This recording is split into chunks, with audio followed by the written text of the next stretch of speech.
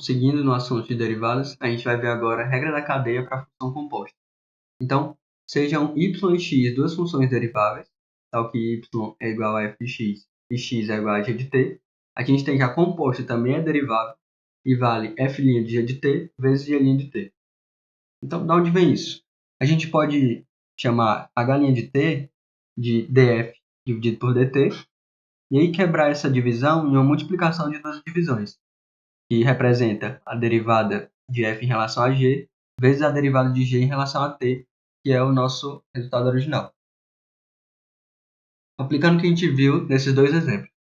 Primeiro a gente vai fazer uma substituição, pode ser uma substituição imaginária, chama u de 3x, e aí a nossa derivada, como a gente viu, vai ser a derivada de e elevado a u vezes a derivada de 3x, que nos dá 3 vezes e elevado a 3x.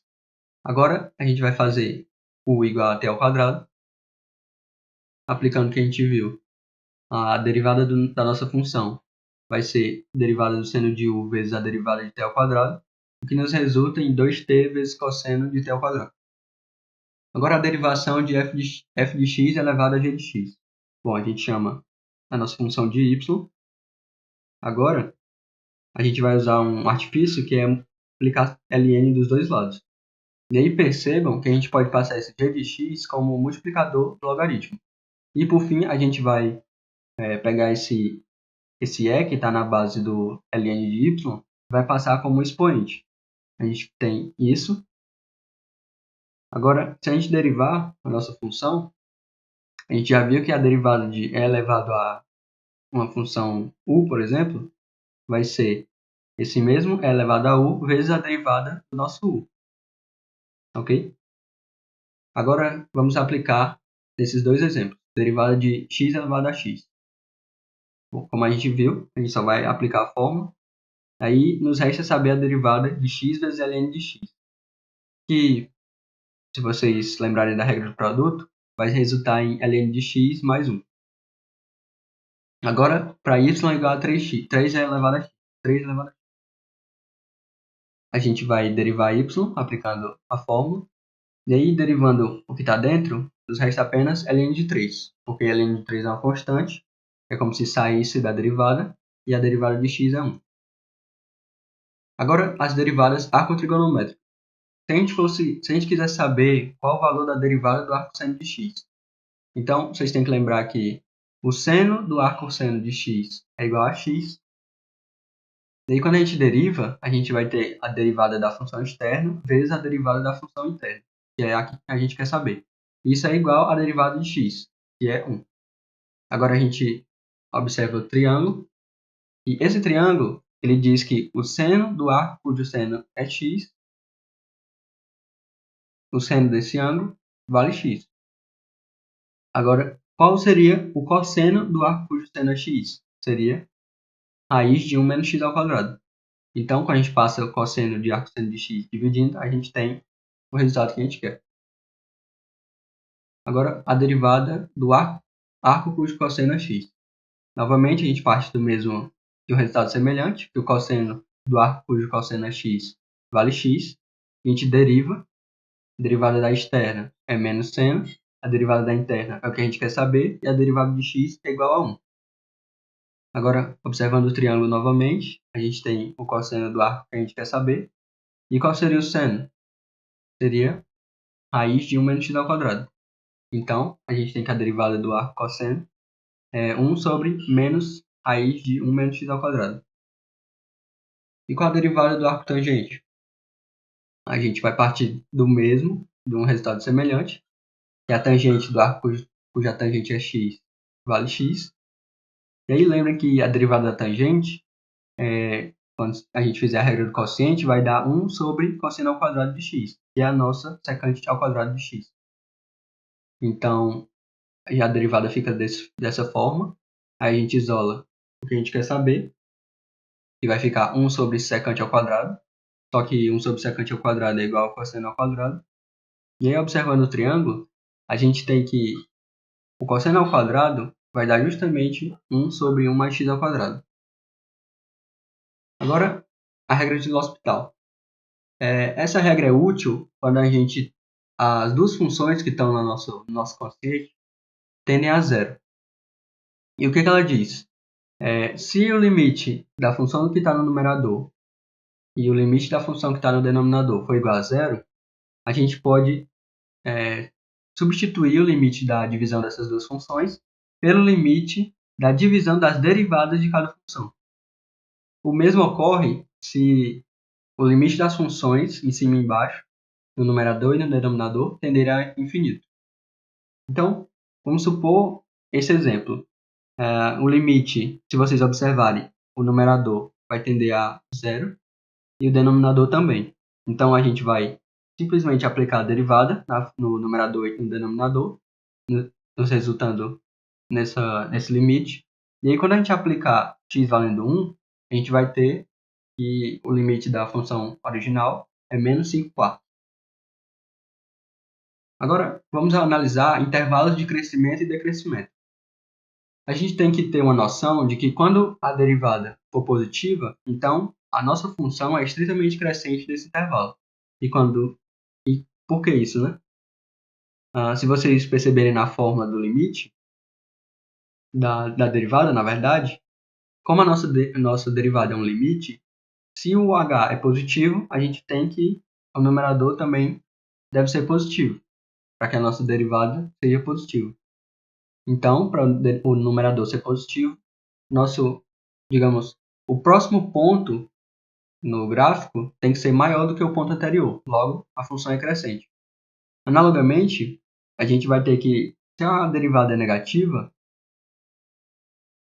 de forma análoga, a gente vai ter que o ponto que está mais à frente no gráfico, ele vai ser menor do que o ponto que estava um pouco atrás, vamos supor assim. Agora, concavidade.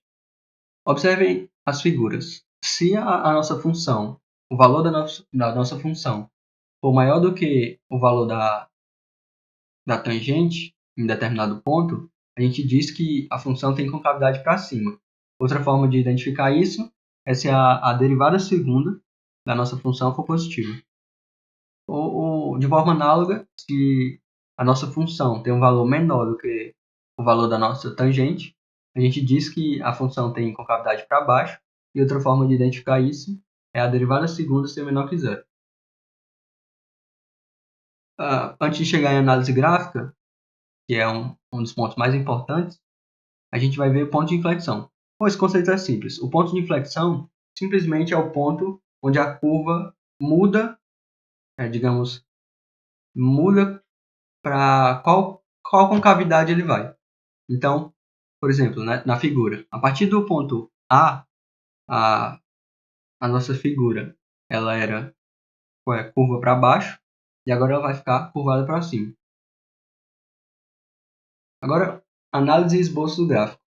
A gente precisa desses 6 tópicos para fazer uma boa análise e esboço de um gráfico. Então, primeiro, a gente tem que analisar o domínio da função para saber quais pontos ela vai estar definida. Tem que analisar onde a função vai crescer ou decrescer e analisar a concavidade e o ponto de inflexão. Depois, analisar os limites laterais para saber se ela vai ser descontínua. Analisar os limites com o x tendendo a mais infinito e menos infinito para saber como ela vai se comportar nas extremidades. E analisar as raízes da função para saber onde a função vai tocar no eixo x. Vamos para uma abordagem prática. Se a gente pegar a função x ao cubo menos x ao quadrado menos x mais 1, a gente pode fatorá-la, chegando nessa expressão. Agora, a derivada da nossa função é 3x ao quadrado menos 2x menos 1, que a gente pode fatorar novamente e chegar nesse resultado. E aí observem que as raízes da nossa derivada é justamente o ponto onde vai mudar o crescimento ou o decrescimento. Então, quando a nossa f' é positiva, como a gente viu nos slides anteriores, a nossa f é crescente. Quando a nossa f' é negativa, ou seja, nesse caso a partir do menos 1/3, a nossa f é decrescente. E quando a nossa f' passa por 1, a nossa f, a partir de 1, vai crescer novamente. Agora a concavidade. A nossa derivada segunda, ela vai ser negativa para valores de x menores que 1/3, vai ser positiva para valores de x maiores que 1/3. Ou seja, a nossa f ela vai ser curva para baixo, quando tiver para valores de x menores que 1/3, e vai ser curva para cima para valores de x maiores que 1/3. E por fim, o nosso limite da função, quando o x tende a mais infinito, vai ser mais infinito. E o valor da função, do limite da função, quando o x tende a menos infinito, é menos infinito. Então, observe no esboço do gráfico. Primeiro vamos analisar que nas extremidades ela está indo para menos infinito, quando o x vai para menos infinito, e está indo para mais infinito, quando o x está indo para mais infinito. Aí percebam que ela é crescente para valores menores que 1/3, ou para menos 1/3, menos 1/3 está destacado nessa bolinha em azul, no eixo x. Ela é crescente até chegar no 1/3. No 1/3 ela muda o crescimento, se torna decrescente, até chegar no ponto 1. No ponto 1 ela volta a crescer novamente. E aí percebam também as curvas. Ela é curva para baixo para valores menores que 1/3. E é curva para cima, ou seja, vai mudando a concavidade para valores maiores que 1/3. Agora, para esse exemplo, a gente vai ter a nossa função igual a x² mais 1 sobre x². E aí a derivada da nossa função vai ser expressa por essa fórmula. E aí observem que o domínio da nossa função, como o x² não pode ser zero, a gente tem que considerar também o ponto x igual a zero.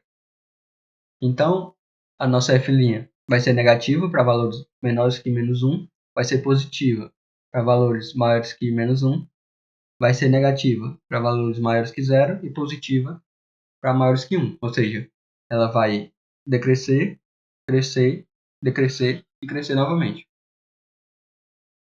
Agora, a derivada segunda, para analisar a concavidade.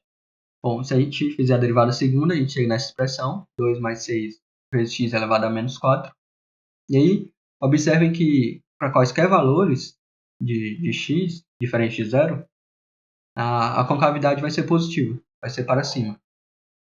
Agora, analisando os limites, a gente tem que, se a nossa função, se x for para mais infinito ou para menos infinito, a nossa função sempre está tendendo para mais infinito. Então, observem o esboço da nossa função, analisando as extremidades, observem onde ela está crescendo, onde ela está decrescendo. Observem que as duas concavidades são para cima, côncava para cima. E é isso.